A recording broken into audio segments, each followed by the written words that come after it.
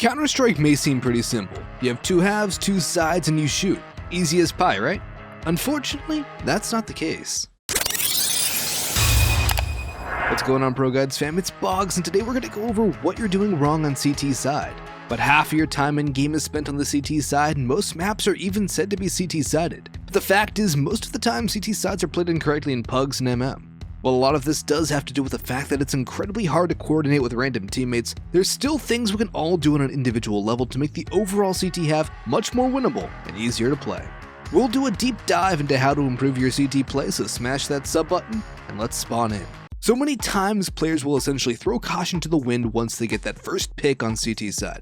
First kill gained, A ramp on Mirage. Now it's time to push the ramp and go for more. 9 times out of 10, the end result of that thought process is a 4v4 situation, and now your team is fighting with a slight disadvantage. I'm sure everyone knows the phrase, trades favor the T's, and the reason for that is because it's vastly harder to defend with less people, because there's one less spot you can hold. In a 4v4 staying on Mirage here, you'll have to either give up mid or give up one of your players on either A or B site, weakening that spot considerably. Back to our topic at hand. When players push after that first kill, chances are the player count gets even back up again, and all that work to get the advantage now goes down the drain, and you're in a worse spot than if it was a 5v5. Now Boggs, you might be saying, what about if I'm close ramp and I have no other option? Yes, you can and probably will have to aggress, unless you have, say, a molly or a smoke to escape with. A flash would work well here too, or you have a teammate there to back you up with utility, or fighting for more ground. The thing about playing close ramp on Mirage is that you are almost always in a one and done spot. You grab one, but that trade is coming fast, and if you get more or get it alive, you're pretty darn lucky. Your odds go down exponentially if the team flashes over before their side take. Try to not put yourself in a situation where you have no option other than pushing in to try and steal away a second kill. I'm not just going to leave y'all hanging though and say don't do this and not give you an alternative. To fix this, the easiest way is to play more reserved angles. If we stick to Mirage, play back on CT or ticket booth, default triple, although you can get caught out in these positions with well-placed utility, stairs, and jungle. When you get a kill from these positions, you can just reposition, throw counter utility, and re-peek, or just hold the ground and hope your teammates are there to back you up. Try this style of CT hold the next time you play. In reality though, playing the man advantages right, or even just decision making in general, is very hard to do correctly, and it's even harder to notice you're doing it wrong. So if you want to make sure you're playing the game right and aren't throwing any rounds needlessly, we can't recommend you enough to go check out our awesome coaching service at ProGuides.com. Our top ranked coaching will be able to help you reach the rank of your dreams no matter what your starting point is, and it's clearly the fastest way to improve, so make sure to give it a try. Before we get deeper into the CT side, let's go over the question of the day. Do you prefer playing CT or T side? I have to go with T side as I can control the pace and there's a lot more freedom for lurking and playing in really fun ways. But what about you guys? Are you the turret operators or perhaps just love holding the line? Let us know down in the comments. Oh no, Boggs is talking about utility again. Yep, it's time for the utility talk once more because it is, in my opinion, one of the most important parts of the game, second only really to communication. The biggest problem most people have when using utility on CT side is that, well, they just don't. This is an easy fix. Use your utility in the appropriate situations. Using it at the right time might be the hardest thing to learn, but there's the other problem people have with CT utility, and that is dumping it early and quickly.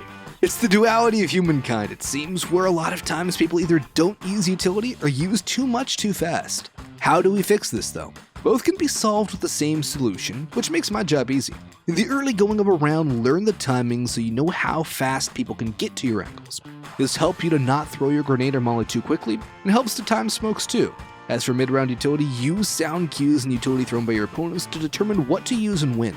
If you're playing brackets on Inferno when a smoke comes in towards Moto arches, then drop your molly if you still have it on the choke point mid. If you already used your incendiary or didn't have the cash, smoke it off instead. This should halt the push. Granted, they can still push through both the fire and the smoke, but if they're smart, they'll wait it out. Footsteps and water on overpass can cue in a nade strike or even a pop flash for the construction player to swing with, and if a side take is threatening you, counter with flashes to blind your opponents on their entry. Obviously, mollies are great to slow, same for smokes, but even something as simple as a flash can make your life so much easier. Next, we come to something that's incredibly hard to gauge, especially if your team lacks good comms, and that's rotations. Rotations can make or break a site hold or even a retake, making them incredibly critical to any CT side. Inferno is a map where 2 kills on a site can signal a save, while Overpass will just be a quick rotate up the stairs. Maybe send one guy through con and try your luck. Rotations are very map dependent and extremely situational too.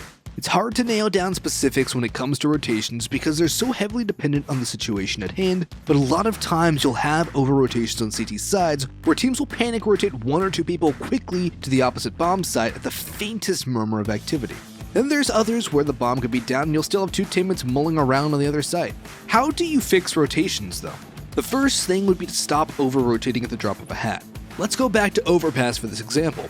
If your teammate playing stairs spots 2 players running out of T connector, one of the B players should rotate up and help defend the A site. This still leaves 2 players on B.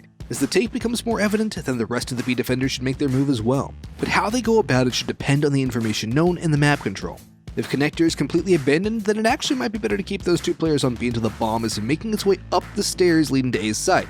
The reason for this is because connector can be a fast rotation for the T's to flee to B. They'll waltz into an open site free for the taking. Don't be too hasty to rotate, but don't leave your teammates stranded as well. The rotating players are the cavalry, and it's better late than never. This one's a little easier said than done, but it's well worth it and definitely becomes easier the more it's attempted. So many times you'll see a CT side completely disjointed with players playing together yet completely alone. When players will let teammates fight alone and not help, not swing, not peek, not throw a single piece of utility, you might be playing on a site together, but you sure aren't playing together. Some of this will come with better communication, which tends to be more common at the higher levels, but even at the lower ranks, if you're playing with your teammate, they'll be more likely to do the same for you when you need it.